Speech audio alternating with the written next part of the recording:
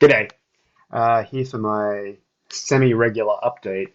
It seems to always happen to me that it's really hard for me to build habits. Obviously, that's probably I'm not the exception there. But it's incredibly hard to get something going. And I had good intentions to do this on a weekly basis, and I did it for a few weeks, and then I got distracted, and then I did one, and then now I missed another week, and like that's just the way it is, and I'll continue doing these. I do them for me more than anyone else, to just unload a little on how I'm feeling or what I'm doing, just to keep me motivated. And the fact that I didn't do one last week is actually kind of telling, because I was feeling so unmotivated and so low energy last week, that it's kind of not surprising that I didn't do it. But it would have been nice to maybe force myself to do it, so that number one, continue to build the habit, but number two, that may have also then helped motivate me to do other things too. But anyway, uh, long intro. So I haven't done some of the things I was doing, like miniature painting, and we haven't played a lot of board games. We have played some, but life has been life. The new job is good. Helping developers work more productively in this sort of current world situation is my daily life, and it's challenging, and it's hard. It's actually emotionally and psychologically hard as well on me, as I have to think about that on a daily basis. Where we're being asked to really consider self-care and self-love, and making sure that we're taking time um, to sort of disconnect from the roughness of what's happening in the world. But at the same time, I can't do that. I can't sort of go without knowing what's going on, because that's if I do that, then I can't do my job effectively. I can't actually find out what's best, and finding out what's hurting developers and dev teams and organizations, what's causing them problems with remote work and quarantine and things like that um, I we could help them with. And so I need to basically be invested in that world state, so that I can do my job as well as I can. And so that's been a little draining, from my recent sort of happy life with game development, very different type thing. So um, that's kind of, I guess it's not an excuse. It's just a reason for maybe why I was feeling down, not down, just feeling really low energy. And it wasn't even like I was unhappy. I was just like just low energy, and like working out. I even the days where I did try and work out, I just didn't feel as strong. I didn't feel as fit, and it just was just blah, and that was hard. Um, but anyway, so what did I say? I'd like to play more board games. We played Starcadia Quest, now like what, 3 weeks ago, and that was great.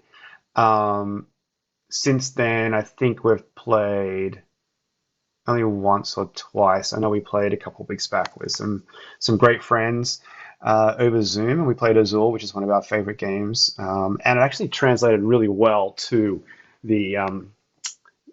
the digital execution we had. It was digital execution. Wow, Andrew, we're talking personally here. Just the way we did it, the way we had it going. Dan over in New York had set it up with a camera, just tablet, just aiming down at the Azul play area, and had marked out with little pieces of paper what different parts of it were, so we could easily say, hey, I want to take something from group from area A and put it in row B and things like that, and he could do that. And he basically had all our player boards there as well, and we were able to just go over Zoom with those guys and Ashley and Fitz, and have a game that we love to play. Um, I think that it actually just shows that any game that doesn't require anything to be hidden, like certain games with a hand of cards that you pick from those, like Sushi Go, right? That would be incredibly hard to play, I think, over the internet, because you have cards that you're choosing from and that you're passing on to someone else. But anything that just doesn't require any of that can be translated to this kind of play, because you just one person owns the board, one person owns all the pieces, and you just direct them instead of moving it yourself, and it works well. Today's phones and tablets have pretty good cameras, and if you can set it up so that you can have a good view of the board, you could technically play any of those games. We could have played Starcadia Quest like that, but I think as there are more and more pieces or more and more parts to the game, it becomes a little more complex in terms of trying to manage those. Azul works well because it has such a small number of relative number of areas that you can choose from. But excited to try other games like that. I think we've got another game session with those guys tomorrow, which is good. I think it needed for me for board games. Haven't painted any miniatures. Feeling a little down about that, but been doing other things instead. And like what? Oh, actually, one of the things I got last week was a wet palette. Now, for miniatures, one of the problems, particularly for someone like me who I can only paint in between other things, like between two meetings, I might have 15 minutes. It might be nice to just like paint some eyeballs or something. Um, but that means I use my paint and then it dries. A wet palette is a really interesting concept. And if you haven't seen one, basically it's a tray where you have like a sponge type material that you soak thoroughly with water. And then on top of that, you lay a sheet of like baking paper, parchment paper type thing. And the water sort of seeps through enough through the paper to keep the paper damp. And that means you can put your paint on it, and it keeps it wet, and it makes it easily sort of diluted as well. So for doing multiple thin coats of paint on your miniature, it keeps it free flowing, and you can, particularly if you put the lid back on the wet palette, you can have that happen, in that sort of state of the paint being wet for days, if not, longer. And so I'm keen to try that so that I can paint a bunch of miniatures that are all the same family of colors, that I can then put that on the palette and just and go with that. So I've got that. I've got it all set up. So hopefully I'll have some time to try that out. Um, Working out's been okay. Like as I said last week, I had a 4 or 5 days where it just was not good. Um, but since then I've had another few good days, and it's good to have. I feel very grateful that we have our gym that I talked about last time, and excitingly this week we actually got a small little rig that Troy helped us install. So now we can actually do some pull-ups and some squatting and maybe even bench press if we can get it right. It's a little tight to the wall, but we'll get used to that. But it just gives us that extra flexibility for even more sort of variety in working out, which is something that's important to me. Um, uh, Video game wise, I have been playing Skylanders, and yes, okay. some of you are like, Skylanders, what? Number one, kids game. Number two, 10 years ago. What are you doing? I miss Skylanders. Skylanders is a great little fun, easy, slower paced escape. Um, it's colorful. It's um, lively. It always has a good variety of little mini worlds and characters to deal with and interact with. It sort of takes me back to the games that introduced me to console gaming. I've been a gamer for a long time, 40 years ish, and played on a variety of platforms, but it was only, in the last 15, 16, maybe slightly longer, that I've been doing console gaming. But it was those games like Crash Bandicoot and Spyro the Dragon and stuff that the color, the vibrancy, the character, the personality of the game. And while those games were obviously faster paced and more challenging than what Skylanders is, it sort of takes me back to that. And it certainly allows me to sort of escape a little bit from real world and go into that sort of fantasy, not quite mindless, but it allows me to not have to think too hard about what I'm doing. So I really enjoyed those. And what was an exciting discovery for me was that I hadn't actually finished the story of Skylanders Superchargers, which is the vehicle-based one, and then Skylanders Trap Team.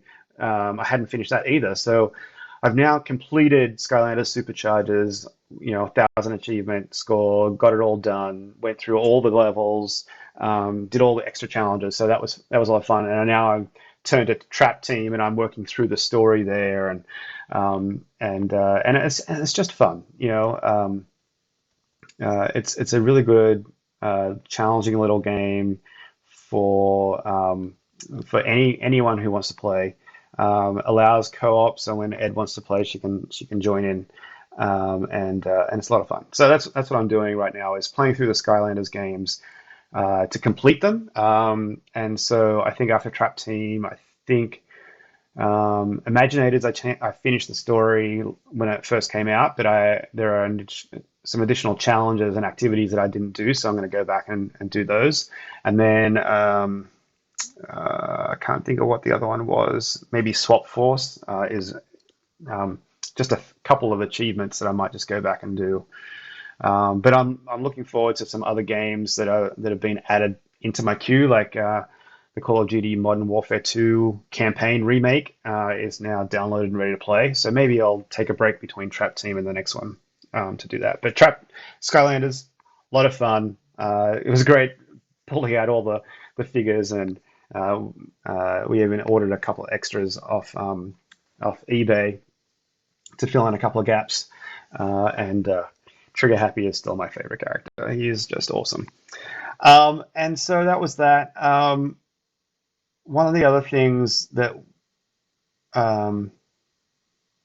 actually, watching TV, haven't watched a lot of TV, other than my favorite ever, MasterChef Australia, is back on. And Look, MasterChef Australia is like the cooking show to watch. It's a great blend of competition, but cooperation, um, and the quality bar of the cooking on MasterChef Australia. And I keep saying Australia because the Australian version of MasterChef is the one to watch. And I'm not just saying that as an Australian. Ed will back me up on this as well. None of the others actually have that near perfect blend of production value, quality of cooking, and the contestant judge interactions, personalities, and commitment to each other as well as the competition. Um, the US one is too competitive. There's nastiness that's there. I don't know why US producers need to create that kind of drama. It's just not needed when it's a show like that. And so, you know, and others for various reasons. But the MasterChef Australia just has that thing. And the other thing about MasterChef Australia is it's a lot of content. Yeah, they do like 5 episodes a week. The last couple of seasons have been like 60 episodes or something long. And so It's that's definitely been one of my to watch things most days, and because of the way it airs, I sort of get up in the morning and have an easygoing morning to sort of get me into the day. I'll have breakfast, I'll watch some of the MasterChef, and walk away smiling because that's really great. But the other thing we've been watching is Hallmark mystery movies, which Ed just loves the movies, and Hallmark mysteries are sort of like what's called a cozy mystery. It's not too much drama or thrilling action. It has just a little bit of that in there. And they do throw in some rom-commy style bits and pieces there, but again, it's not like over the top, um, sickening romance. In fact, you don't see a lot of that throughout the movies. You'll see just a taste of it to keep the characters trying to relate to each other and keep them sort of bound together a little. Um, and the mysteries are good. They're they're not super hidden away that usually you can sort of tell which characters are going to be um, the ones to watch. And but it's fun. It's fun to sort of 3 or 4 nights a week just sit down and watch a mystery movie and hang out with the dogs and Ed and stuff. So that's a lot of fun. Um, One of the other things I realized that we hadn't been doing is cooking. And so in celebration of Cinco de Mayo, which was obviously a couple of days ago, last weekend we actually made some food, and we've been enjoying that Mexican theme for most of the week. So we made some uh, beef mole and some pork carnitas, both in the slow cooker, and made a bunch of it. So we were able to then adapt that into different meals throughout the week. Ed made some fresh guacamole as well. So those three things in combination with some Mexican cheeses and jalapenos and hot salsas and other bits and pieces, it just allowed us to make different things. One of the things we made, and we even made it again last night, was Mexican pizza. Get like a pita bread or some sort of bread product. Uh, Put some marinara or pizza sauce, blend it and mix it up with salsa or barbecue sauce like we did last night, and then put pork carnitas on, some cheeses, some other bits and other sort of ingredients. We are a pineapple on pizza family. Sorry for those of you who are offended by that, but that's what we are. So we had last night pork carnitas with pineapple, jalapenos, onions, and the cheeses, and just bake that, and it's just a great little meal. We've had Mexican plates where we had the beef mole and pork carnitas and other things. I love one thing. It's obviously a benefit from making your own food like that is you can control what macros, what protein and fat and carbohydrates you're eating for each meal. And so things like beef mole, which maybe is a little higher in fat and carbs because of the chocolate and beef. You can have a little, like we have a little bit of less than that, and then we supplement that with the pork carnitas for a greater protein blend, and then had that with beans and rice and guac and stuff. It was just delicious. So one thing we did was, thanks to my team, we had a little gift card with Grubhub, so we actually ordered some Thai food delivered to support a local Thai restaurant, and we enjoyed that too. We just love that. So maybe this weekend we'll look at meal planning and meal prepping some Thai-based food for next week, next week's meal. So that was a lot of fun doing that. It was delicious. Like the beef mole is just decadent, even though we've controlled the macros, and the pork carnitas just had so many uses, just getting through that really well. So enjoyed that, and obviously that took away some time from maybe like the miniature painting that I talked about earlier, but don't regret that for a second because it was just really good. So this is my second take at this video.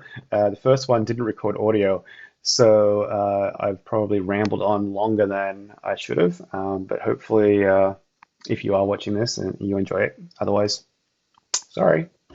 And hopefully I will get to do this again next week. Cheers. Bye.